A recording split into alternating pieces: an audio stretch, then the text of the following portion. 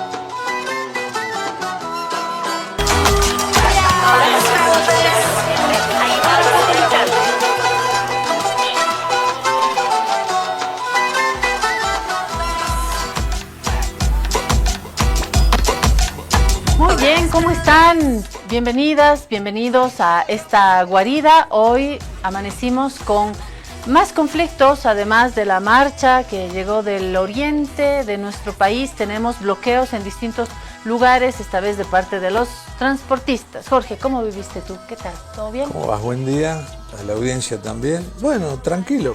Vinimos en taxi, no hay transporte público, no hay minibuses y bueno, hay que afrontar esto. Lo que veo que es una cosa bastante usual acá. Y también hay bloqueos en otros puntos del país, en Santa Cruz me parece que están más organizados los puntos. Habrá que ver cómo se va desarrollando esto a lo largo de la jornada. Vamos hoy a tener una entrevista con la diputada Claudia Hervas para hablar de esto, del transporte, de la marcha indígena, de las determinaciones de la COP, de también los pedidos del sector salud, educación. ¿Qué está sucediendo con este mapa de la conflictividad? Es el tema que hoy nos convoca. Pero antes, como siempre, Víctor Hugo Romero, aquí para ustedes. Vamos a ver qué nos propone hoy desde Cochabamba Víctor Hugo Romero. A ver, ya estamos con los lentes. ¿Qué dice? ¿Será tiempo de convocar al diálogo? Y ahí está su majestad en su lanchita, ¿no? Y sí, se le está entrando el agua a la lanchita. Está solo, perdón, y está entrando el agua. Así Eso es es lo que iba a decir. Así o sea, es toda una imagen, ¿no? Es interesante, muy pertinente, como siempre, Víctor Hugo Romero, porque hoy autoridades hablan de diálogo, pero me parece que es un momento que ya está en su momento conflicto, ¿no? Es un tiempo en su momento conflicto. Pero también es cierto que el que pide diálogo es el gobierno, ¿no? El gobierno dice diálogo, diálogo, diálogo, como antes decía Bolivia, Bolivia, Bolivia. Entonces el gobierno sí quiere diálogo y no confrontación. Sí, y los otros sectores tienen también sus demandas y quieren arreglarlas vía diálogo. El punto es que no lo piden al mismo tiempo, ¿no? Esto de la marcha indígena. No, yo no sé si la COP quiere diálogo. La COP no pidió diálogo. La COP sí lo pidió, por supuesto. Fue al choque directamente. No, la COP pidió diálogo y pidieron reuniones, lo mismo que la marcha indígena. No es que se lanzaron a marchar porque les da ganas de recorrer el país a pie, pidieron diálogo, pero no tuvieron respuesta en ese momento. Se lanza la marcha y luego cuando ya están llegando, pues obviamente ya están en plena medida, ya están acá, ya quieren hablar con el presidente y salen las autoridades y dicen, ahora sí vamos al diálogo. Es un guión de siempre. Hoy lo vamos a ver con la diputada Claudia Hervas. Mientras esto sucede, donde sí hay diálogo es en el Mundial, porque finalmente todos amigos, Irán va, o cómo está la cosa, ¿no? No, todos amigos no, pero a ver, se hizo el congreso de la FIFA, que es un congreso mundial que reúne a las 211 asociaciones.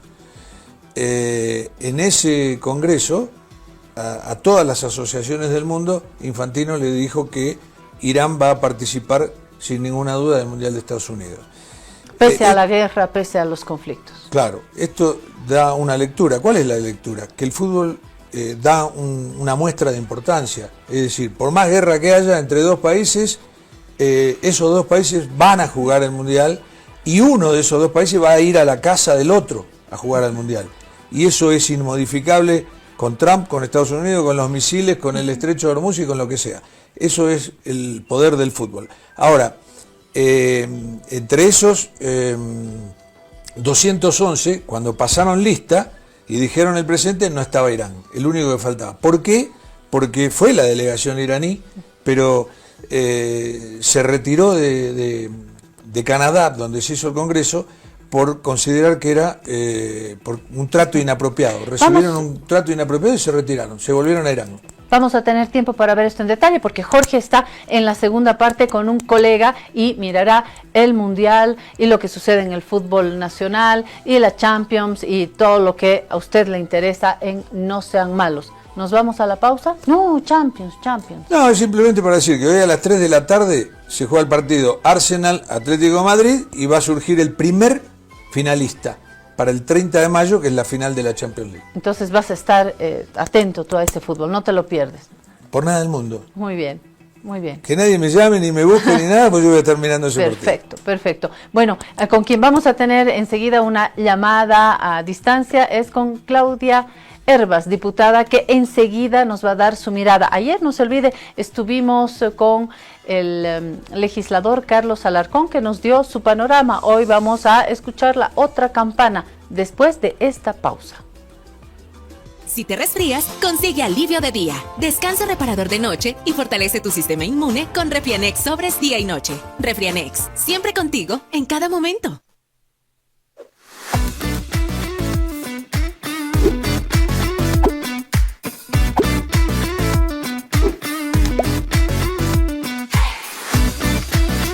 Esta entidad es supervisada por ASFI.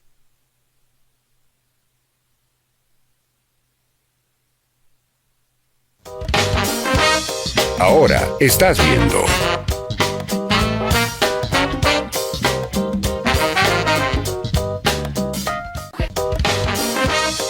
Continúas viendo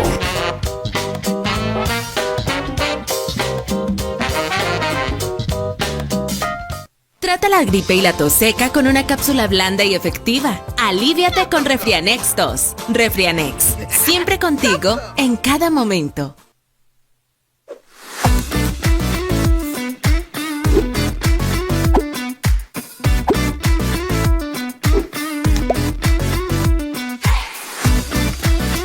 Esta entidad es supervisada por ASFI.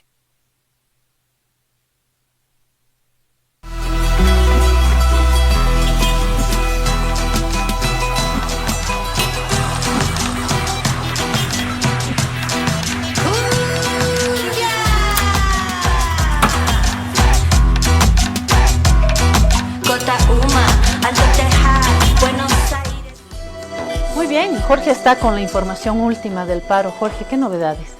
No, que hay problemas en varias partes del país, menos en Santa Cruz, que se trabaja con normalidad, o sea, el transporte trabaja con normalidad. Acá no, nada, cero en La Paz. ¿Y en Cochabamba? En Cochabamba también hay problemitas.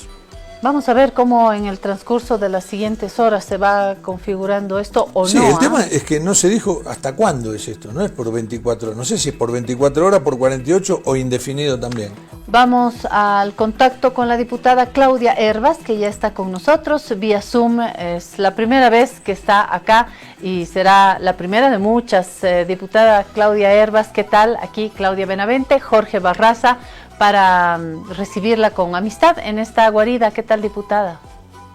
Bueno, muy buenos días, Claudia, muy buenos días, Jorge. Un gusto estar aquí con ustedes en la guarida para poder compartir ciertas apreciaciones de lo que está pasando ahora en nuestro país. Ahora estábamos intentando ver qué sucede con esto del transporte. La diputada, entiendo, está en la ciudad de La Paz. ¿Y qué sabe? Un poquito para completar el panorama. En La Paz, en Cochabamba, Santa Cruz, ¿estamos en lo cierto? Diputada, ¿usted tiene la misma información? Sí, evidentemente estamos viviendo un paro de transporte un poco intenso, más que todo que se está concentrando en la ciudad de La Paz y Cochabamba. Creo que con Santa Cruz, como bien lo decía anteriormente Jorge, hay más normalidad en cuanto al transporte público, pero es evidente que estamos atravesando por un día bastante duro, con muchas movilizaciones que se han concentrado a partir del 1 de mayo en Bolivia. Ya que estamos con el transporte, en este mapa de la conflictividad, veamos justamente eso, el transporte. Decía Jorge que hoy buscan diálogo, pero hay sectores que no quieren dialogar. Vamos sector por sector. Los choferes, los dirigentes y bases del sector del transporte no quiere dialogar, está en una etapa más bien confrontativa, o es que el gobierno ha dejado pasar mucho tiempo. ¿Cuál es su lectura, Claudia, de lo que sucede con el sector transporte? Bueno, yo quisiera centrarme en tres ejes claves que se están desarrollando, no solo para el transporte, sino para todos los sectores que en este momento se están movilizando. Estamos hablando de los indígenas con la ley 1720, con el transporte en base a la gasolina basura y el resarcimiento que no está siendo efectivo, con el tema de los maestros, de los mineros, del tema de salud, de los campesinos. Entonces, aquí creo que se concentra básicamente en tres cosas: el tema de la gasolina basura, que es lo que está abanderando en este momento el transporte libre y federado, el tema de la ley 1720 de reconversión de tierras de pequeñas a medianas, y el tema de salarios, que tiene que ver también con el tema del poder adquisitivo por el cual la población boliviana está atravesando, donde los precios han subido. Entonces estamos hablando de conflictos en los que básicamente se basan en la actitud de un gobierno que está siendo totalmente frívolo, un gobierno que está siendo soberbio, un gobierno que no está gobernando con la seriedad, la responsabilidad y la transparencia que amerita. O sea, no hemos llegado ni a 6 meses y no existen soluciones a problemas de la gente. El gobierno no se está concentrando en resolver estos problemas de la gente. Existe una dejadez, ¿no?, donde dejan crecer los problemas a tal punto que cuando ya están en la escalada más alta, ellos recién se mueven, recién reaccionan, dejan que las protestas crezcan. Entonces hay esta frivolidad con los problemas de la gente, hay una poca coordinación dentro del mismo gobierno para resolver estos problemas y no hay cumplimiento tampoco de acuerdos. Si hablamos del transporte específicamente, creo que hoy, si es que se para el paro y ya no existe 48, 72 horas como dicen escalonado, sería el 4º o 5º acuerdo por el que van. Y realmente es una falta de cumplimiento de acuerdos y bueno, pues es una serie de temas que no se están resolviendo y que lo que ha pasado en menos de 6 meses es concentrarse por no gobernar con responsabilidad, por no gobernar con transparencia, por ocultar información y por ser realmente un gobierno que está pecando de frivolidad. Claudia, buen día, mucho gusto, ¿cómo vas? Yo quiero empezar por el tema de la gasolina basura. ¿Por qué? Porque este fue una de las mechas que encendió la conflictividad, o el comienzo, digamos, ¿no? En la asamblea, ¿ustedes saben realmente qué es lo que pasó? Porque nunca hubo una explicación. La gente todavía está esperando una explicación sobre esto. Desabastecimiento, cuando viene el abastecimiento, la gasolina está fallada, y la rotura de los motores. Y luego, un cuarto elemento, que es la poca solución para la gente, o la tardía solución para la gente que tiene problemas con el motor. Bueno, mira, desde Alianza Popular, voy a hablar desde ahí, hemos presentado con mi compañero colega Rolando Pacheco inclusive una denuncia penal a inicios de febrero, cuando ya se venía sabiendo de que no solo había el tema de la basura, de la gasolina basura o contaminada como tal, sino además había un sobreprecio en el expendio del crudo y un sobreprecio hasta desde el 100%, inclusive en comparación a los contratos que se estaban haciendo anteriormente. Hemos presentado esta demanda penal contra el expresidente Youssef Akli para que se investigue. Hemos ampliado inclusive la denuncia con pruebas de laboratorio donde se evidenciaba que la gasolina tenía 21 miligramos de goma por cada litro de combustible, de gasolina en este caso. Entonces, se ha venido desarrollando estas denuncias ya a nivel del Ministerio Público y en nuestra labor de fiscalizar, de que se pueda dar una explicación de qué estaba pasando. Sin embargo, el gobierno ha decidido, como siempre en estos últimos tiempos, decir que había un sabotaje, una conspiración, tenían la idea de que hay unas mafias internacionales que ponían agua y aceite y tenían cuentos tenebrosos para decir que se los estaba saboteando, y además eran los 20 años que no se habían limpiado tanques. O sea, realmente una falta de responsabilidad y transparencia con la población. Como ustedes saben, se tenía que hacer una interpelación al exministro Medinaceli respecto a la gasolina basura. No solamente se le hizo contra el crudo, donde lastimosamente no se lo censuró, sin embargo el gobierno, actuando tarde, luego lo cambió, y la anterior semana teníamos que tener esta interpelación con el ministro de Hidrocarburos, el cual no se hizo presente a partir de chicanas jurídicas para no presentarse y empezar a explicar realmente a los bolivianos, Jorge, qué es lo que está pasando con la gasolina.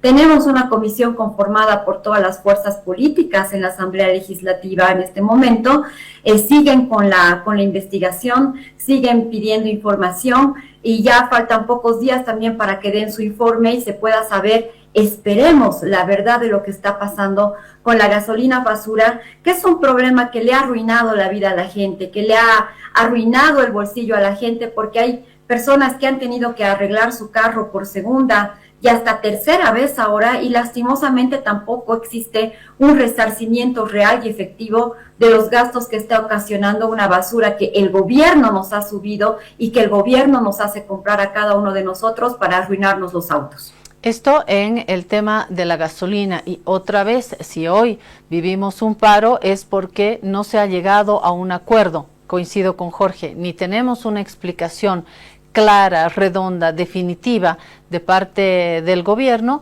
como tampoco tenemos acuerdos para solucionar como sociedad el problema e ir avanzando. Este paro ya lo vimos y Jorge dijo, parece que aquí es bastante común, y sí, y va a reiterarse en la medida en la que no haya una solución a este conflicto. Así que tenemos esta papa caliente que es la gasolina contaminada. Dicho sea de paso, pagamos más, hacemos colas todavía en algunas gasolineras, menos que antes, pero hacemos todavía cola, pagamos más porque no hay subvención, pero ahora hay que hacer cola en los talleres y hay que pagar los motores. Mientras no se solucione, esto continúa. Ponemos esta olla de papas calientes a un lado y yo traigo la otra que tiene que ver con... Y agregar que la gasolina puede subir de precio ahora cuando vayan a comprar de nuevo, porque por el tema del conflicto Estados Unidos-Irán, y ahora está a $100 el barril de crudo, es decir que puede ser que la gasolina se compra periódicamente, no es que la compras hoy para dentro de 5 años. Más de $100, entonces esto también puede afectar. Bueno, otra papa más en esa olla.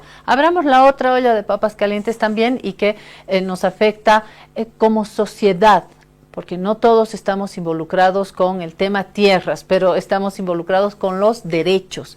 ¿Qué sucede con esta marcha que ha salido del Oriente, Beni, Pando como puntos iniciales, como puntos más sensibles, pero que a lo largo de la marcha ha ido recogiendo adhesiones, ha ido recogiendo demandas también de otros lugares del país?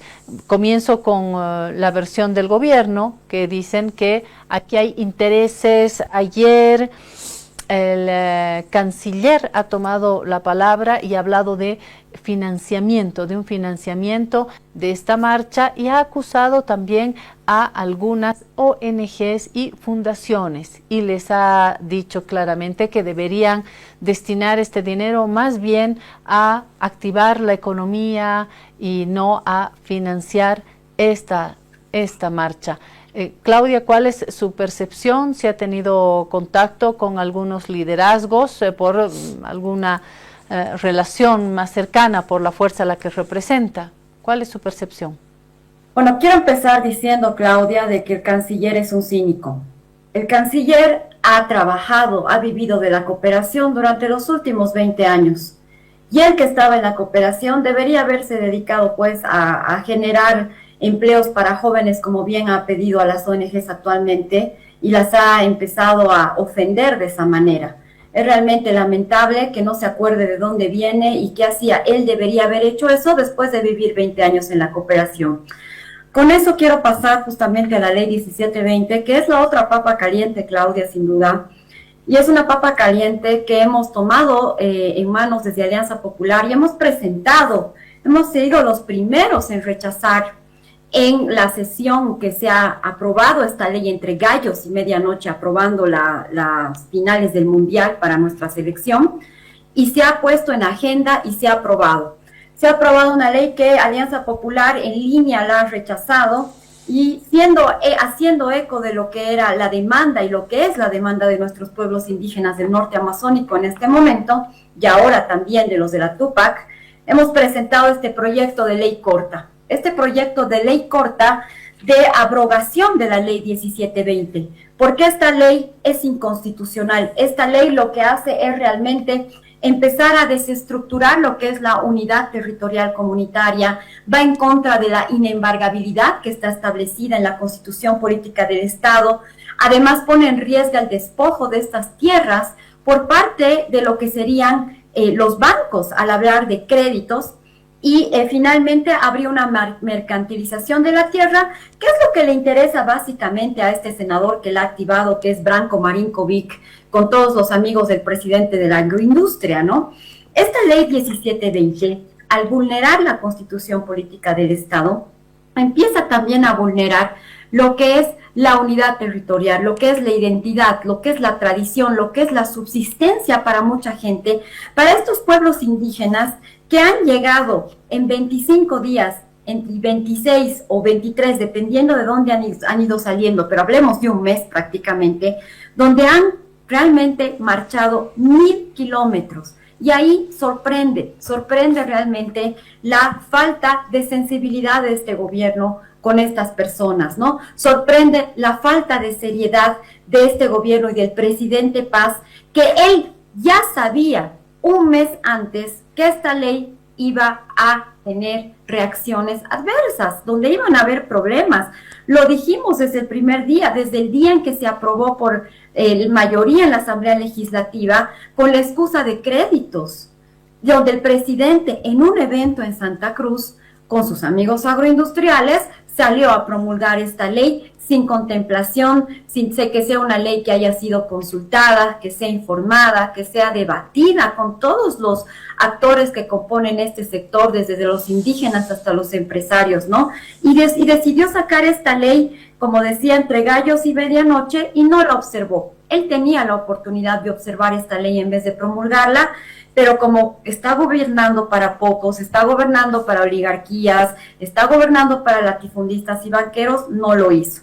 Es en ese momento en que, bueno, los pueblos indígenas en este momento están defendiendo no llegar a un retroceso. Y eso es importante decirlo, Claudia. Sí hemos estado en contacto con compañeros dirigentes, hemos estado apoyando como se ha podido en la entrega de ropa abrigada, en algunos enseres, ¿no? Pero estos compañeros que han llegado están defendiendo no solo lo que es su subsistencia y su razón de vida, sino de no llegar a un retroceso, porque es importante, esta lucha tiene que ver justamente con no volver a lo que era el coloniaje, al latifundio que está planteando ahora Branko Marinkovic abiertamente. Él ha mencionado, no me lo estoy inventando, podemos revisar varias declaraciones, donde él dice que este es el primer paso, y el segundo paso va a ser la individualización de tierras, que es básicamente empezar a eliminar las tierras comunitarias, las TCOs. Es más, se ha atrevido a decir en algún medio de comunicación de que el régimen de tierras es un error desde la Revolución Nacional.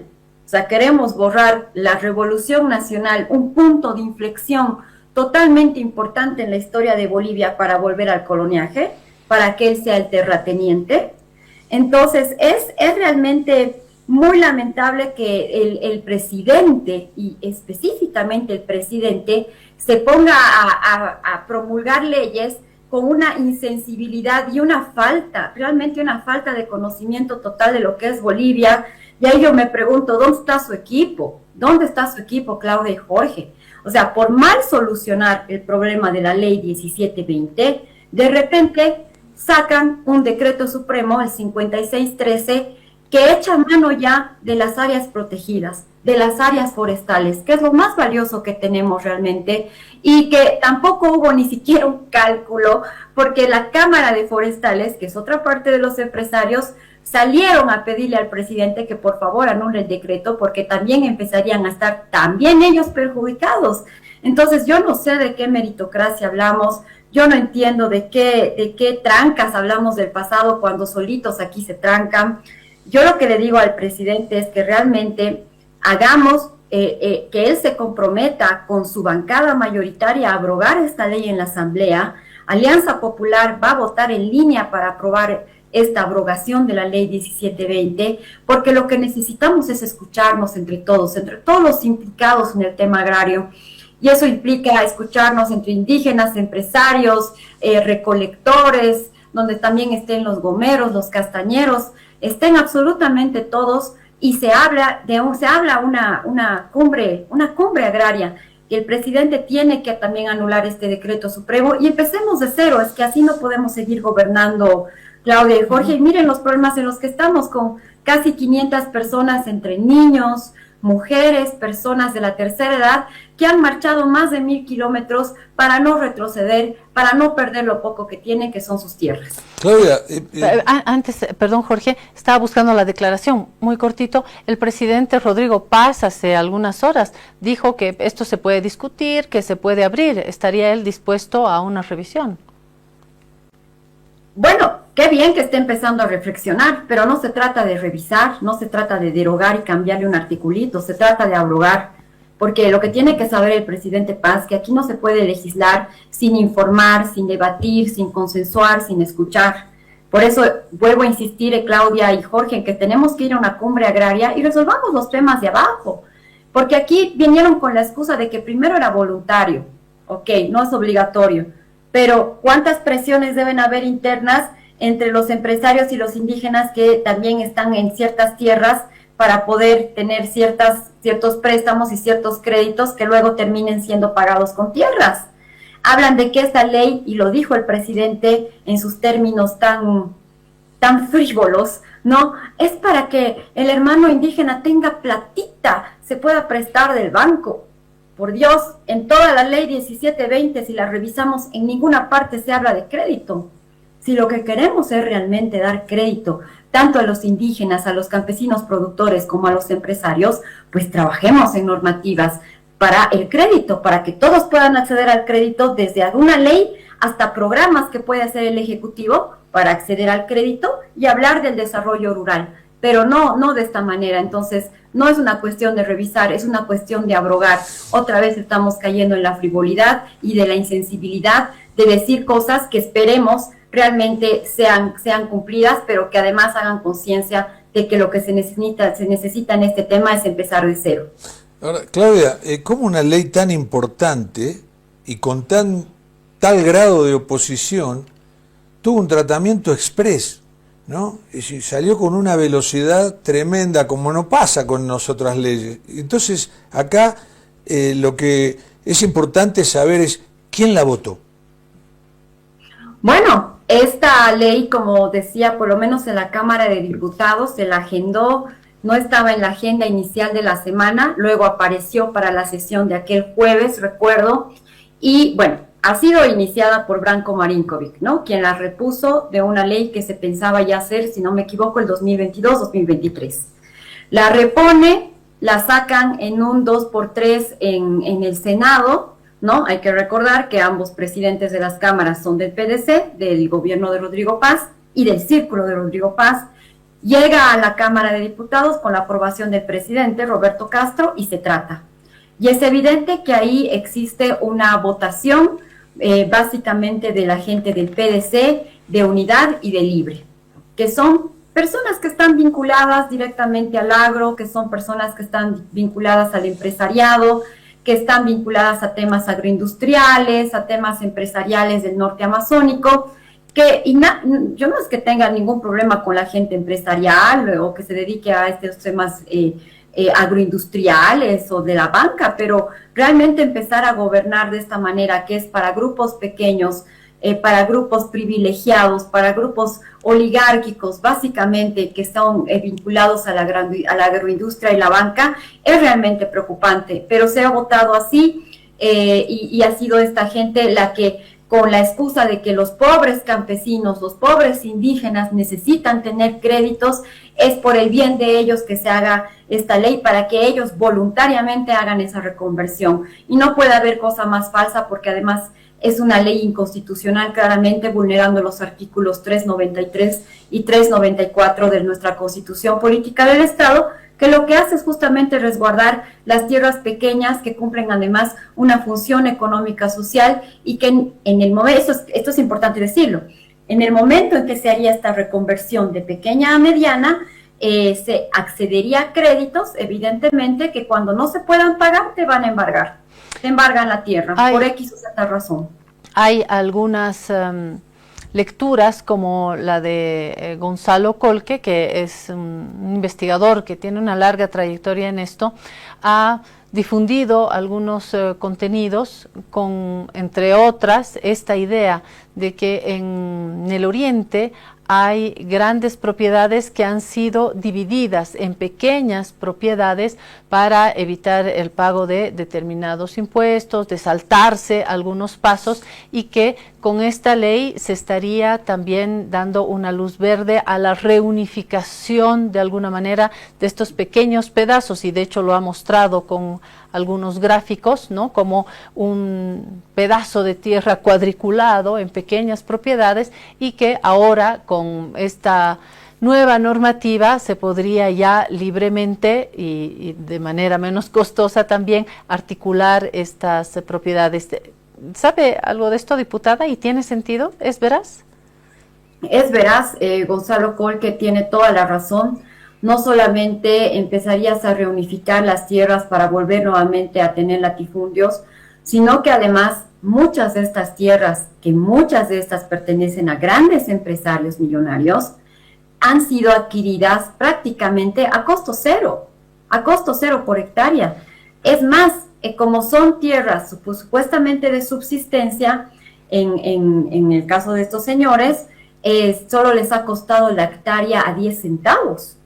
Si en este momento abrimos el mercado de las tierras a través de esta ley 1720 y empezamos a mercantilizar la tierra, cada hectárea estaría aproximadamente evaluada entre $5,000 y $6,000.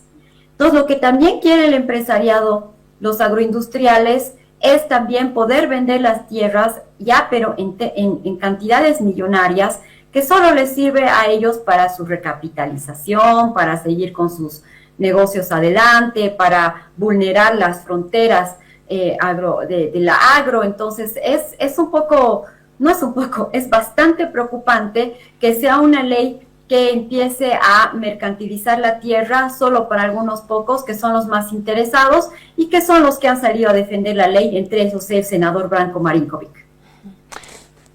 Sí, vos sabés qué pasó, yo quiero aportar este dato. Esto pasó cuando la Unión Soviética desapareció. Como todos sabemos, la Unión Soviética era un Estado socialista colectivo y las empresas estatales correspondían en una millonésima parte a cada uno de los ciudadanos.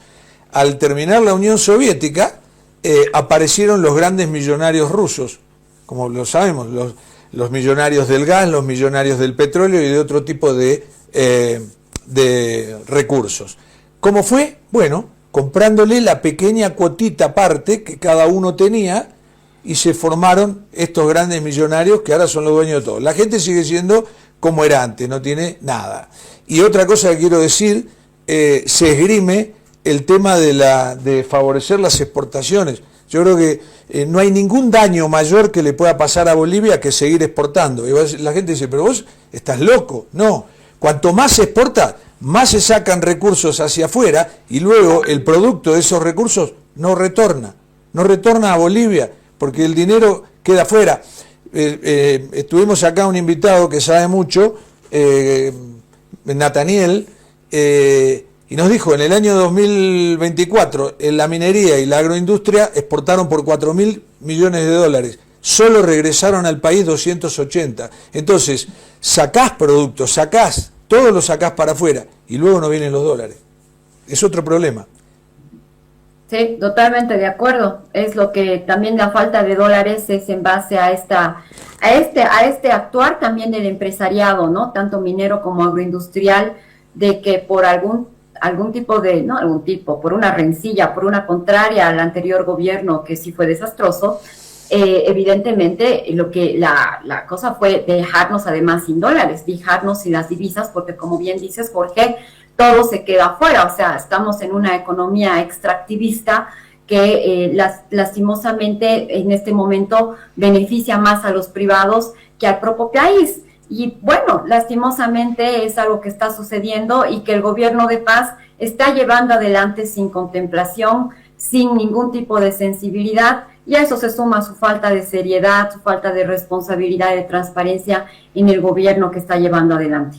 Ahora hay autoridades en estos últimos días del gobierno que han vuelto a nombrar a Evo Morales, que siempre está presente en las polémicas políticas, y no faltó alguien del gobierno que diga que todo esto es nuevamente la instrumentalización de Evo Morales, hablando de un conjunto de demandas, y que es Evo Morales tratando de desestabilizar la democracia. Diputada, ¿qué opina al respecto? Bueno, yo me sonreía mientras te escuchaba, Claudia, porque este gobierno está acostumbrado a decir cada día de gobierno que se está conspirando contra el gobierno, que existen planes de conspiración, que existen planes de sabotaje, y yo creo que aquí nadie está conspirando, porque realmente todos queremos que le vaya bien a este gobierno para que nos vaya bien a todos. Si le va mal, estamos realmente fregados absolutamente todos. O sea, aquí no hay, y en este momento, en estos días que estamos atravesando por una crisis tan fuerte de gobernabilidad, no es el capricho de la gente los problemas que estamos atravesando. No es un tema del capricho de la gente, de que a Evo Morales o a X grupo se le ha ocurrido conspirar para que el pobre Rodrigo Paz no gobierne y se lo saque del poder. No, no, señores. O sea, aquí lo que tenemos que tener es conciencia de que tienen que escuchar a la gente. En el momento en que no escuchas a la gente y no le resuelves los problemas, realmente empieza a generar este tipo de cosas que no son conspiraciones.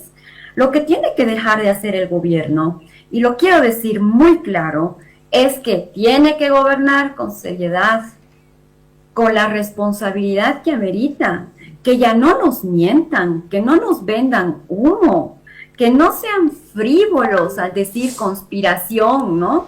Que realmente escuchen a la gente y que gobiernen para las mayorías nacionales, no para grupitos. Entonces, empezar a hablar de que existe una conspiración, que no sé qué, y esto lo voy a remarcar mucho. Existe más bien una esquizofrenia del gobierno, porque maneja un doble discurso. Primero te dice, hablemos de diálogo, de unidad, ¿no? Por un lado, y luego te salen con que todos conspiran contra nosotros, esto es un sabotaje, es X, es Y, entonces esto no cuadra. Y hay que decirle al presidente, no cuadra, así como usted se ha preguntado en su discurso al final, ¿cuadra o no cuadra? Le cuento que nada está cuadrando, no cuadra, presidente. Entonces, si queremos hablar de conspiración, deberíamos hablar de la emergencia de seguridad por la que está pasando el país, especialmente Santa Cruz.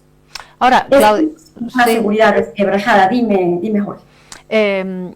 Diputada, acabamos de hablar, sí, de únicamente son dos bolsas grandes, pero dos conflictos: transporte, es decir, el problema de la gasolina y el problema de las tierras y este cambio con intereses cruzados.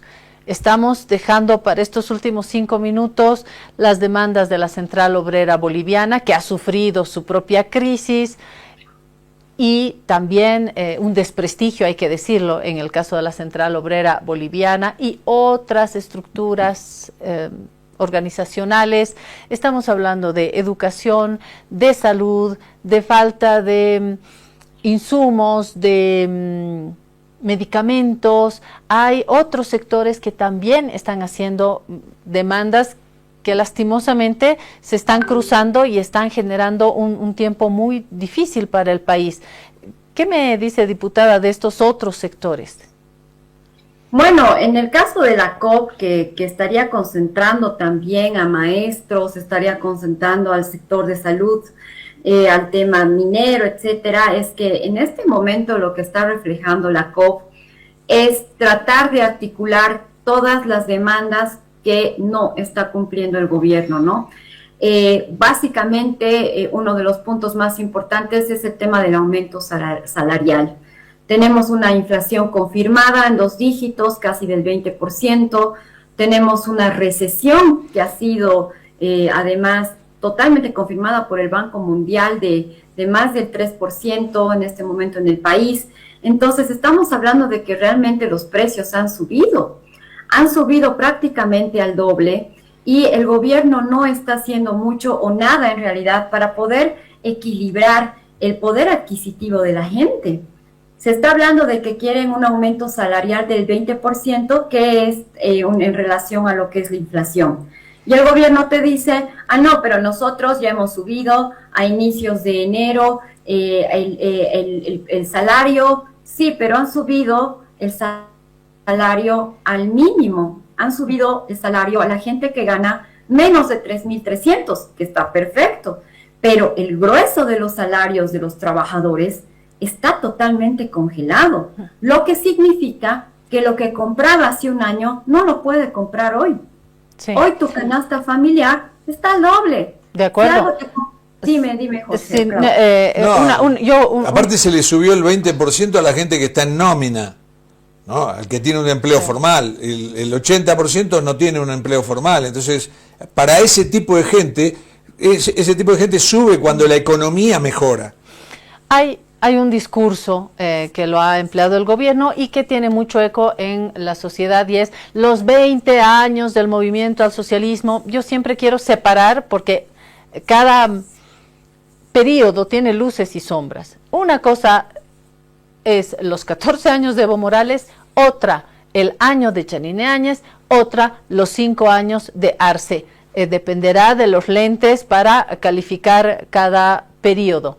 Sin embargo, hoy el gobierno nos dice los 20 años, hoy no se puede. Siempre menciono en esta guarida de que no podemos seguir jalando esa pita de ayer, los de ayer, pero diputada, ya que la tengo enfrente, hay también una responsabilidad del pasado, ¿no? Es decir, esta crisis no comienza con el ingreso de Rodrigo Paz, comienza, y diría, básicamente comienza con el gobierno de Luis Arce. ¿Estamos de acuerdo, diputada?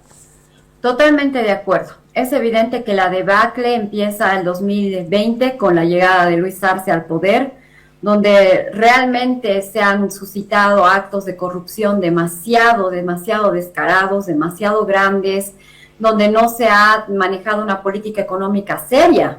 Y es evidente que viene de atrás.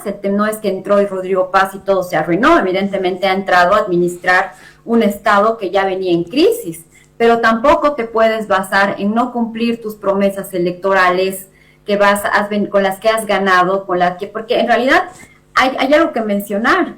Aparte de que viene de una responsabilidad del gobierno de Luis Arce, este señor ha tenido varias promesas electorales que no está cumpliendo, y después solamente empieza a gobernar para grupos pequeños, ¿no?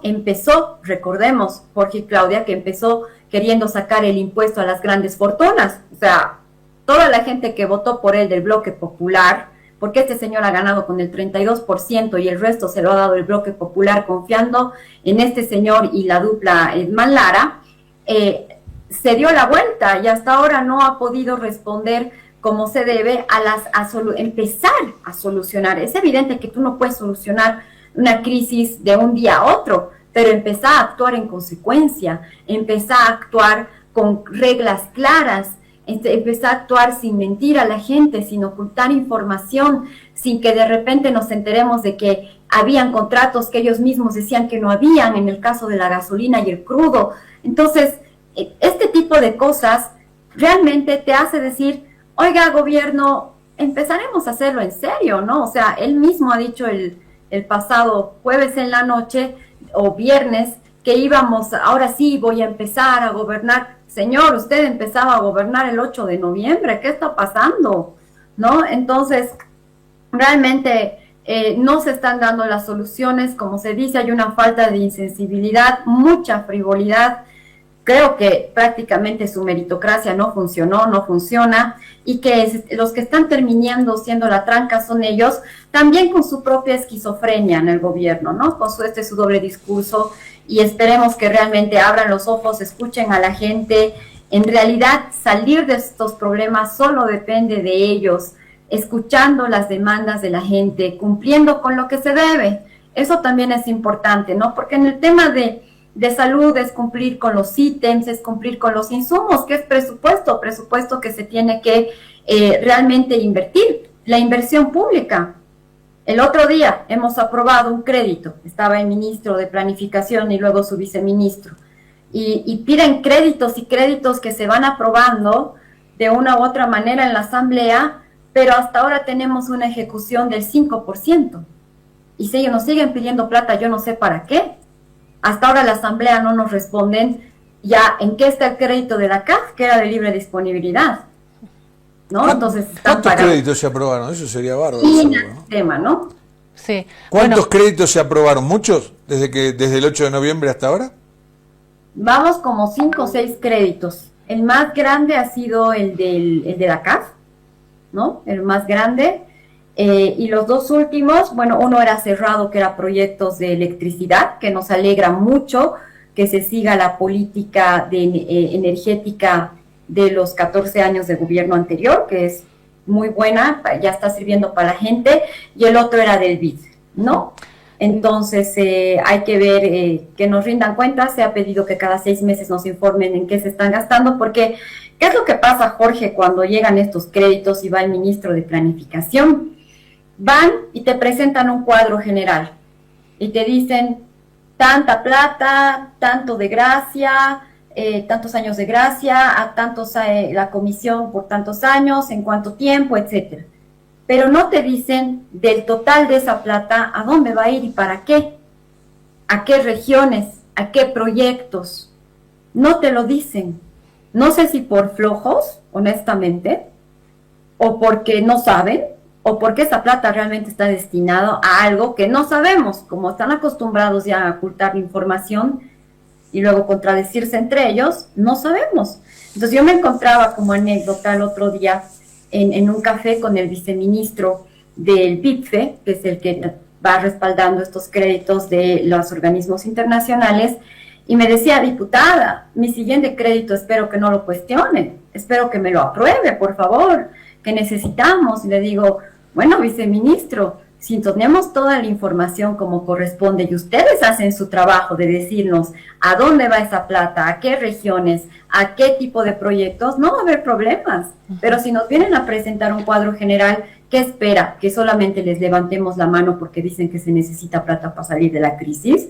No, señor viceministro, ¿no? Y ha sido una charla muy, muy sincera, muy amigable, pero también muy directa, porque no hacen su trabajo y quieren que sigamos aprobando créditos. De hecho, hasta donde tengo entendido, el gobierno tiene un plan de créditos de más de 15,000 millones de dólares. Y así ya endeudándonos hasta nuestros bisnietos probablemente, ¿no? Supuestamente para salir de la crisis, y van a seguir llegando créditos que esperemos realmente sean desglosados y no sea solamente endeudar a los bolivianos como se hicieron en los 90.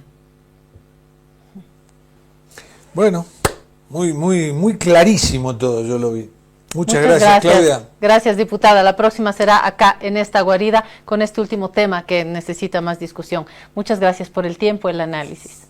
Muchas gracias a ustedes por la invitación a la guarida. Va a ser un placer estar presencialmente. No pude llegar, vivo en Chasquipampa. Y bueno, pues va a ser muy bueno volver a verlos. Gracias a ustedes por la invitación y que tengan un buen resto de jornada. Gracias. Igual, Claudia Hervas, diputada de Alianza Popular, que estuvo acá analizando varios temas en este mapa de la conflictividad. Ya le hemos robado unos minutitos a Jorge para el fútbol, así que lo Pero que estamos bien, le quede, de todas maneras. Estamos bien. Vamos. Y tenemos a nuestro invitado, que es un gran analista, Gonzalo Rocha. Vamos a la pausa. Alivio efectivo a todos los síntomas del resfrío con Refrianex comprimidos tradicionales. Refrianex, siempre contigo en cada momento.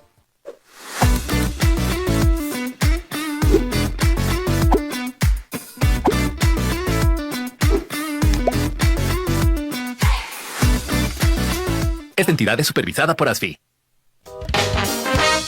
Ahora estás viendo.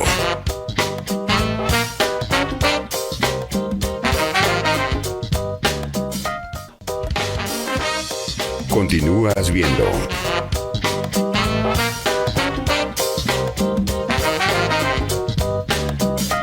Si te resfrías, consigue alivio de día y descanso reparador de noche con Refrianex comprimidos día y noche. Refrianex, siempre contigo en cada momento.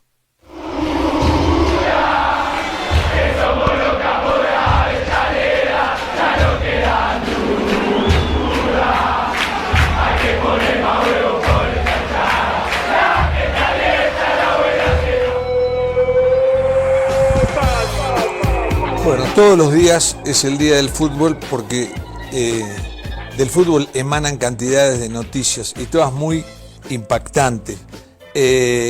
Vamos a estar con Gonzalo Rocha, como dijimos recién, un agudo analista de lo mejor que tiene el periodismo boliviano. ¿Cómo vas, Gonzalo? ¿Estás con nosotros? Sí, te escucho muy bien, Jorge. ¿Cómo estás? Un gusto, un abrazo enorme. ¿Cómo vas? ¿Qué te parece esto de que hoy faltan 37 días y se confirma, ayer confirmó Gianni Infantino la presencia de Irán en el Mundial? ¿Cómo te cayó? Me parece muy bien, ¿no? Porque siempre tratamos de un poco alejar lo que es el fútbol de otros temas y la selección de Irán se ganó el boleto y más allá de que por ahí algún boliviano, algún italiano por ahí tenía alguna esperanza en alguna posibilidad, creo que está muy bien. Van a estar los que deben estar, los que merecen estar y la expectativa de ver cómo vamos a vivir esta fiesta que evoluciona cada 4 años y vamos a ver qué nuevo nos ofrece, ¿no? Sí. ¿Vos crees que este fútbol extraordinario, para mí extraordinario, que estamos viendo en la Champions League, se va a trasladar al Mundial? ¿Vamos a ver partidos como esos? Muy difícil. Mira, en la Champions o en otras ligas es muy difícil ver los partidos que hemos visto. Claro, el parámetro que ponemos es el que han disputado PSG y Bayern de Múnich, ¿no? En la anterior semana. Como ese, pocos, definitivamente, pero el fútbol ha ido evolucionando. Creo que hoy por hoy hemos vuelto, gracias a Dios, Jorge, al tema de los equipos ofensivos, selecciones que buscan el arco rival, antes que priorizar el tema defensivo, que ha sido la constante por ahí en el último Mundial, ¿no? Sí, yo creo que... Yo me acuerdo de técnicos que eran ultra defensivos, que ponían 10 jugadores atrás y bueno, por ahí no le metían un gol y sacaba el empate, o por ahí en un contragolpe ganaba, pero ¿quién disfrutaba con ese fútbol? Ahora, también hay una cuestión, ¿no? Los técnicos de selecciones no tienen la facilidad que tienen los técnicos de clubes de trabajar todos los días con los jugadores y por eso pueden jugar mejor, ¿no? Por eso se dice que Guardiola es un técnico para club y no para selección. ¿Por qué? Porque para él poder imponer su juego, ese juego de tiquitaca, de toque, de tener la pelota, de tener tantas variantes ofensivas, se necesita tiempo de trabajo y los técnicos de las selecciones no tienen tiempo de trabajo. Tal vez en este Mundial los técnicos tengan 15, algunos tendrán 20 días de trabajo con sus equipos y eso es lo más que van a tener en un año o en 2. Entonces, están en desventaja. Por eso nunca vemos en los mundiales espectáculos tan extraordinarios como se ven en los partidos de campeonatos de clubes, ¿no? Ahora, yo te pregunto, ¿desde qué año ves fútbol vos, Gonzalo? Bueno, conscientemente yo recuerdo haber disfrutado muchísimo el Mundial de México en 1986 y a partir de ahí el idilio 86. Con este hermoso deporte. 86. Sí. ¿Y qué viste que ha cambiado en estos justos 40 años? ¿Qué cambió para vos? Bueno, el fútbol ha evolucionado en mucho, ¿no?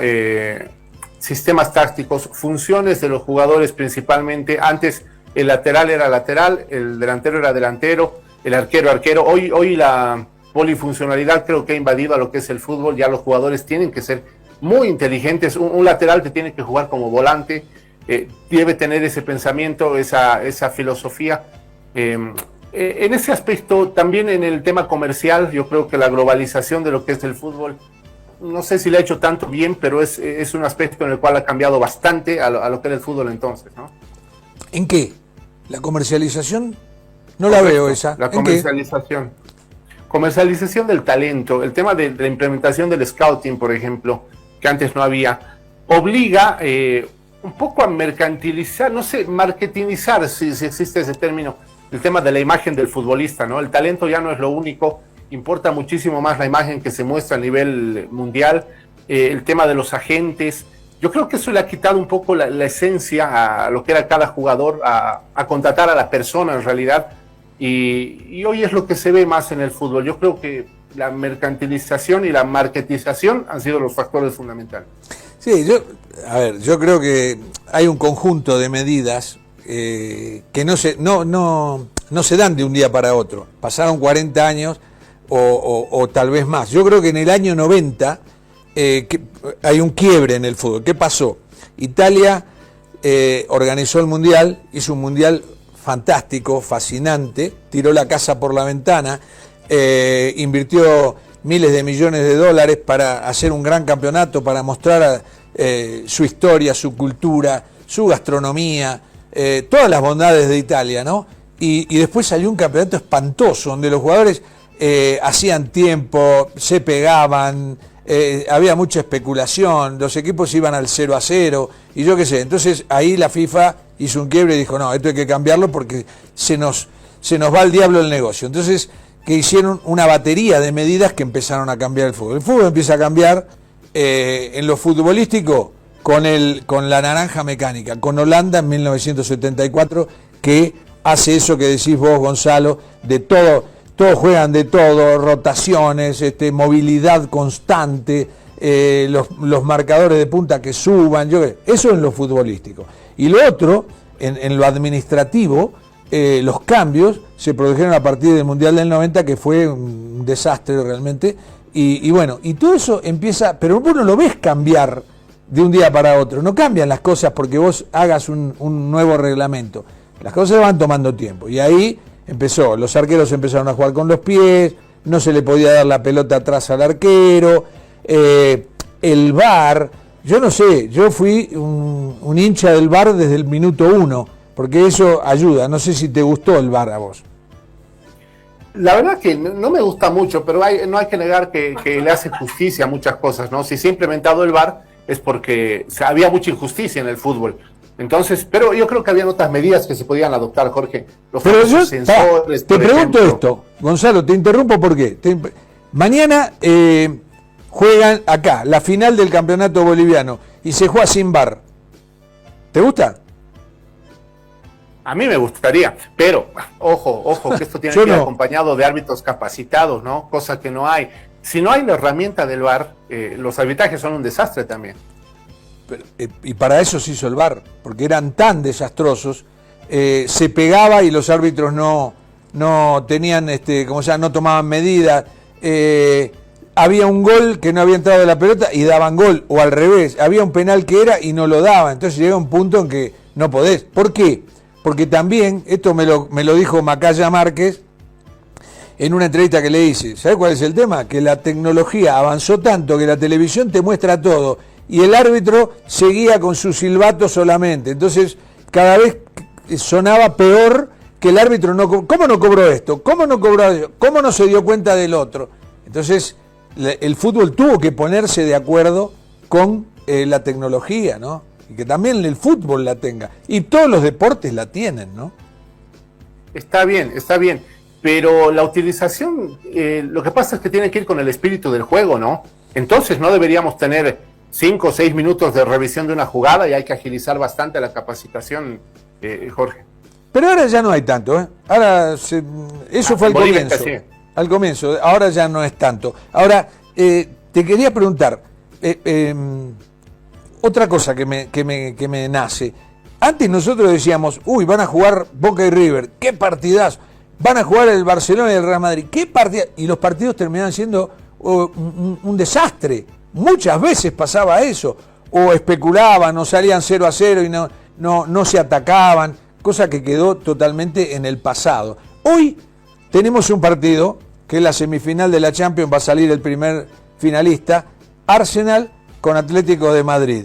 Y uno dice, qué partidazo, y luego lo ves, y es un partidazo. Esto es lo lindo del fútbol, ¿no? Sí, lo que pasa es que son técnicos que implementan a la perfección las nuevas metodologías. Esa capacidad de adaptación que tienen, sobre todo en Europa, aún los jugadores y técnicos sudamericanos, es tremenda. Y yo creo que esto va casado con que tengan los recursos, las herramientas para desarrollar ese talento, esa adaptación. Por eso vemos esos partidazos, por eso terminan resaltando un Cholo Simeone, un Julián Álvarez en un fútbol europeo, junto a un Pep Guardiola. Y por ahí es lo que nos falta en Sudamérica, ¿no? Las condiciones que envuelven el trabajo de los técnicos, jugadores para llegar a eso. Ahora, lo que veo también es que estamos muy, muy lejos, pero lejísimos de eso, ¿no? Imagínate si un equipo de estos, Paris Saint-Germain, Arsenal, Atlético de Madrid, Bayern Múnich, jugara mañana contra el mejor sudamericano, ¿cómo saldría el partido?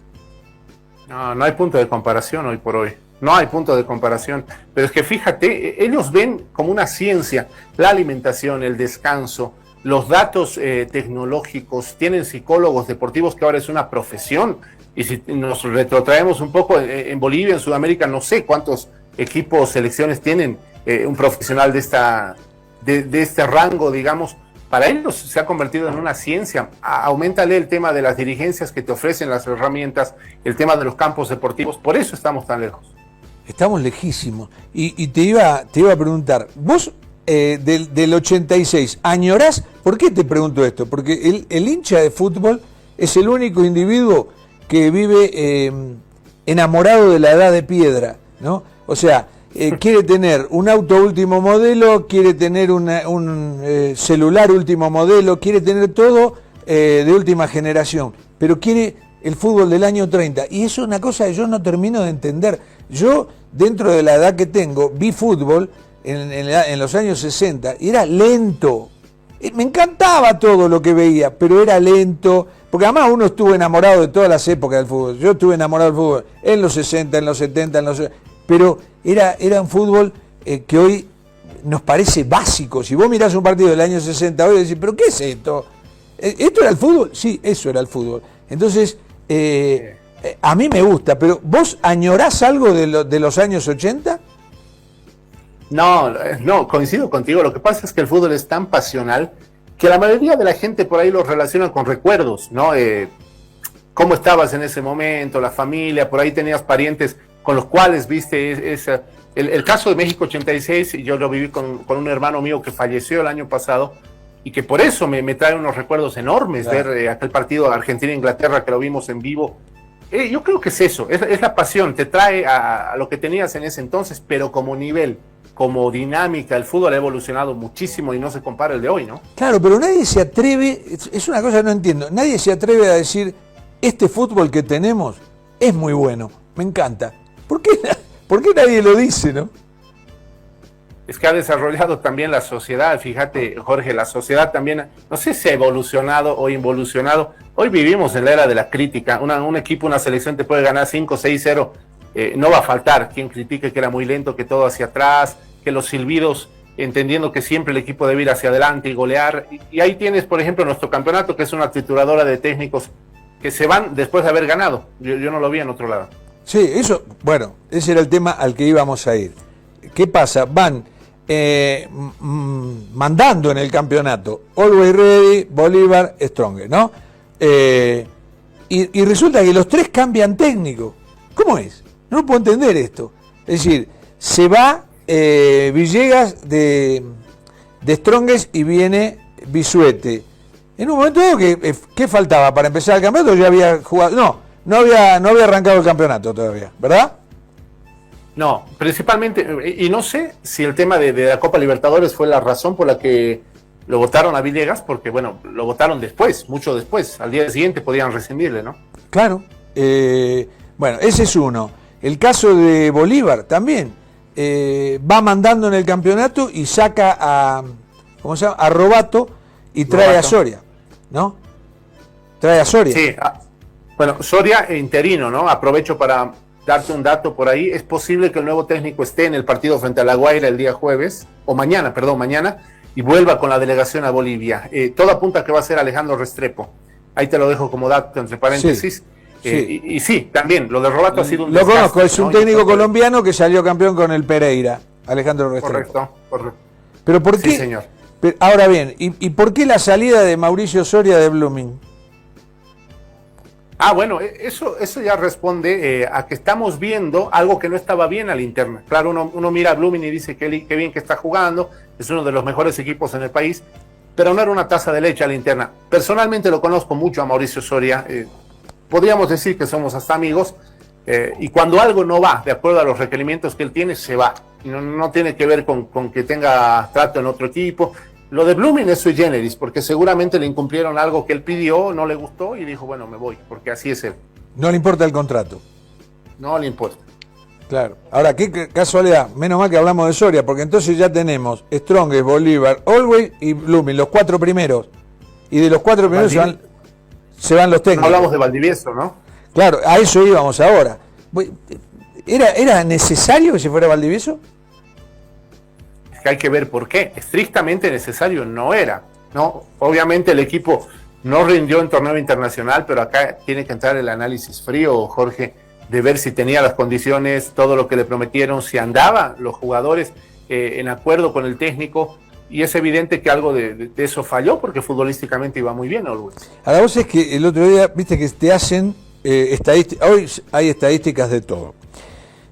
Jugada las 3 primeras fechas, tanto de Copa Libertadores como de Copa Sudamericana, se hace un listado de cuáles son los países que han logrado mayor cantidad de puntos, mayor eficacia, ¿no? Bueno, primero iba creo que Argentina, segundo Brasil, Venezuela ha hecho muy buen comienzo en las 3 primeras jornadas, creo que estaba tercero o cuarto, y Bolivia último con el 14% de los puntos obtenidos. Muy poco. Es decir, que cada 10 puntos que los equipos bolivianos disputan, logran un punto 4, ¿no? 1,4. Eso es de una pobreza absoluta.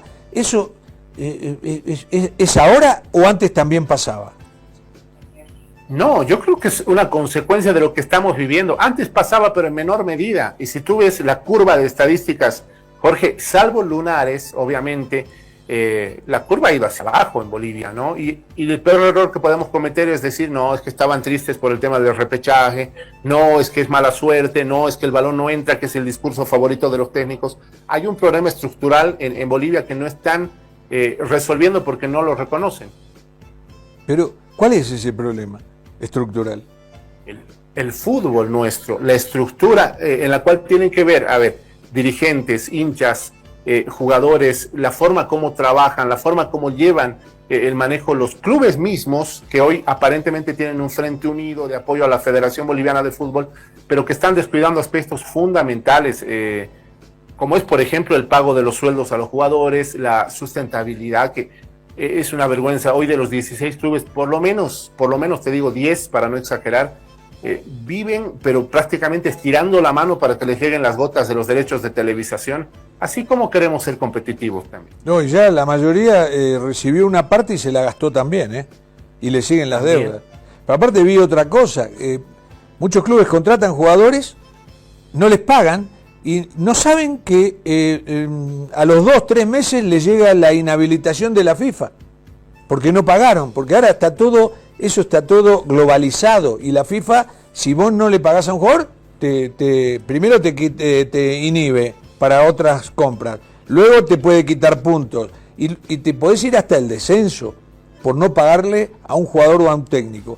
Y lo siguen haciendo todos los años, yo no lo puedo creer, te digo honestamente. Y el tema de los ingresos de los clubes es pavoroso. Yo veo Strongest, que juega hace, 3-4 años, con 3.000 personas en la cancha, no lo puedo creer. Claro, es que los dirigentes están obligados a buscar el tema de los ingresos de todo lado. Tienes sponsoreo, tienes venta de jugadores, tienes derechos de televisación, tienes recaudación. hay que ser creativo, pero hoy tenemos dirigentes que se quejan nada más, Jorge, que la anterior dirigencia debe, que no me informó, que sí vamos a pagar, que vayan al estadio, pero no fidelizan al hincha. Entonces estamos en un círculo vicioso en el cual, mira, recordarás que en el torneo de verano no arrancó y se suspendió un partido en Sucre o en Tarija, me parece, justamente por las deudas de los clubes, porque podían acarrearle problemas. Supuestamente la federación les ayudó a paliar esto, a nivelar, y hoy otra vez tenemos a 5 clubes con demandas. ¿Qué te parece?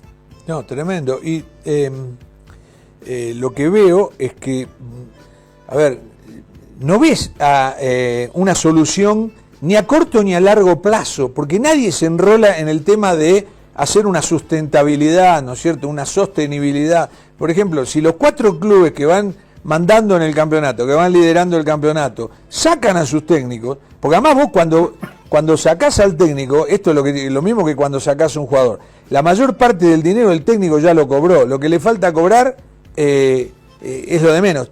Contratás otro y tenés que empezar a pagar de nuevo. Es muy oneroso cambiar de técnicos o echar jugadores. Entonces, pero lo hacen y vuelven a endeudarse. Yo no lo entiendo, te soy honesto, no lo entiendo. El tema dirigencial es muy grave. No aparece una clase dirigente. No aparece una clase dirigente, ¿no? Como antes tenía aquello. Es que en Bolívar tenías a Mario Mercado, qué sé yo, Don Rafa Mendoza en Strong. Ese tipo de gente no aparece más. Como en todo, creo que funcionamos como sociedad con las sanciones, ¿no? El día que la Federación Boliviana se ponga un poco más dura, no demasiado, pero un poco más dura en el tema de las licencias a los clubes, es donde vamos a empezar. Hablaste mucho de las demandas en FIFA y está bien, pero eso es para jugadores extranjeros. Preguntemos qué instancia tienen los jugadores bolivianos para poder cobrar sus deudas y quejarse. Es escandaloso el porcentaje de jugadores que terminan sin cobrar mucho dinero que se lo ganaron, ¿no? O sea, no tienen la misma prerrogativa que los extranjeros que pueden recurrir a FIFA. ¿No pueden estos? ¿Los locales? No. Los locales no pueden. Hay una instancia que es el Tribunal de Disciplina Deportiva en el país, pero que no realiza este bloqueo del COMET. Entonces no hay una forma de sanción, hay advertencias, hay un montón de demandas colgadas en esta instancia y terminan diluyéndose más cuando no tenemos un sindicato reconocido de jugadores en esta pelea de Favol y la Federación. Termina sin haber sin representatividad del jugador, el técnico boliviano, ¿no?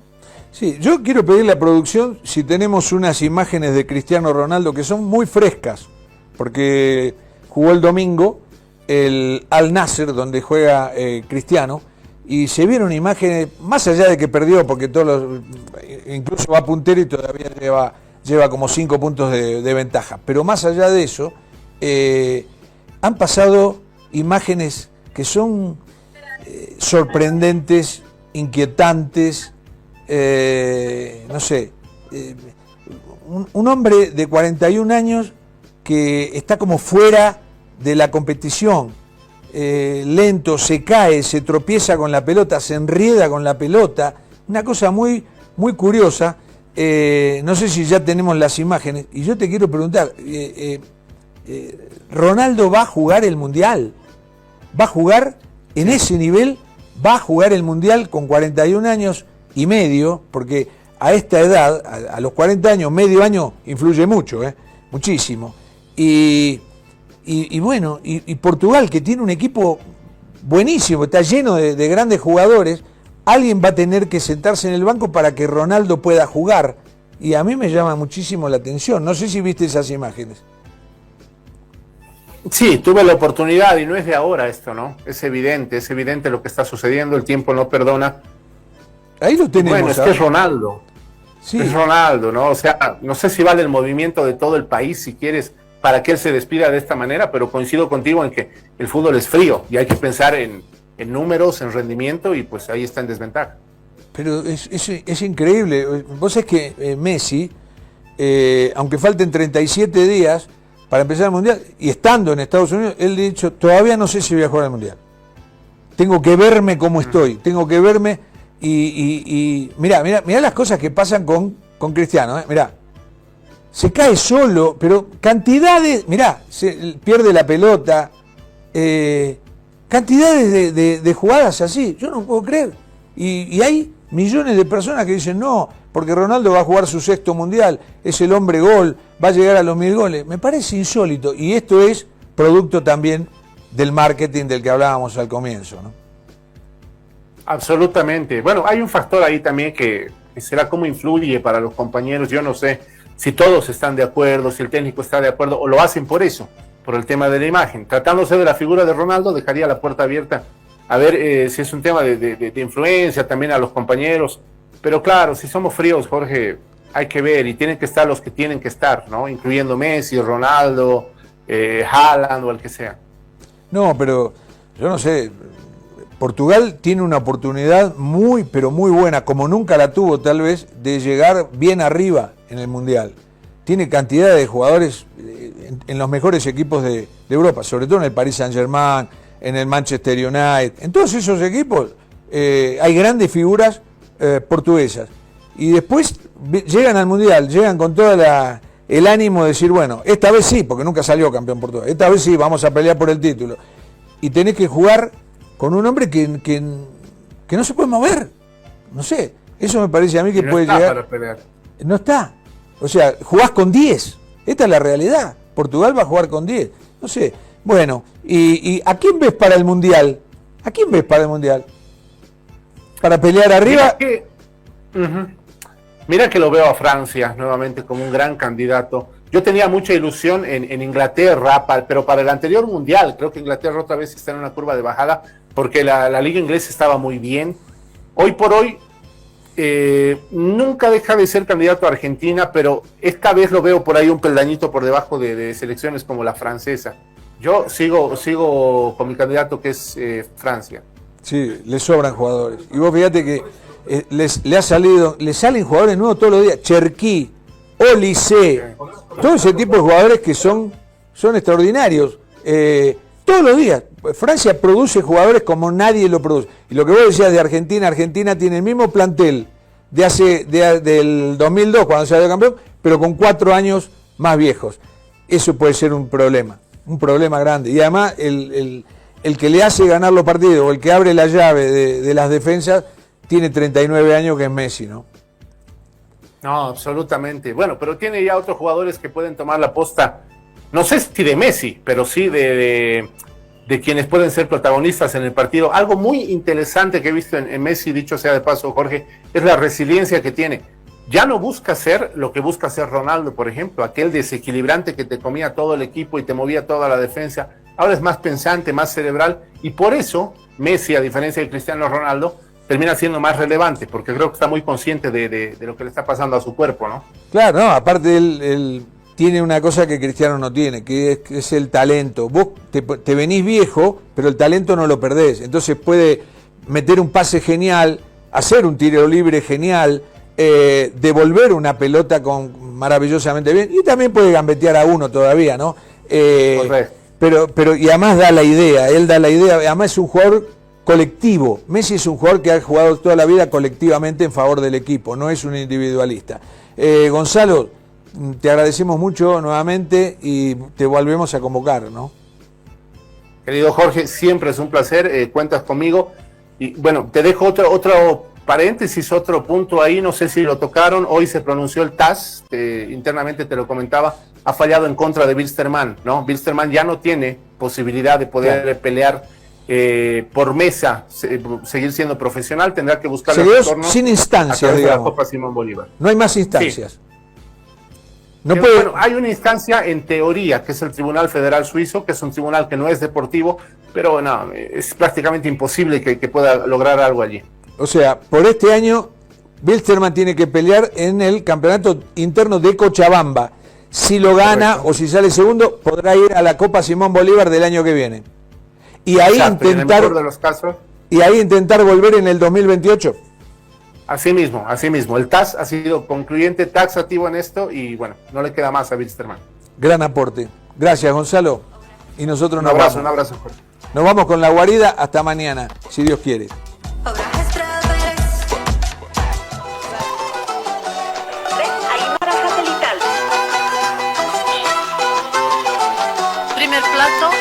Radio Cutipa.